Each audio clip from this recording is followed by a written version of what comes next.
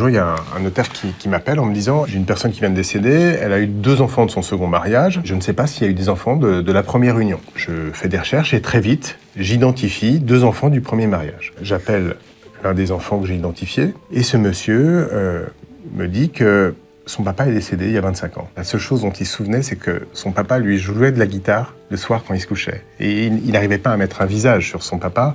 C'est ce moment du coucher où il avait le droit à un petit morceau que lui jouait son papa. Et puis son papa rencontrait une autre femme, il est parti. Et un jour, il a dit à sa maman « Je vais rechercher mon père. Parce que c'est quelqu'un qui fait partie de ma vie, je ne le connais pas, c'est un besoin. » Sa maman lui a dit à ce moment-là « Je ne te l'ai jamais dit, mais ton papa est décédé. » 25 années après, je l'appelle pour lui dire que son père vient de décéder.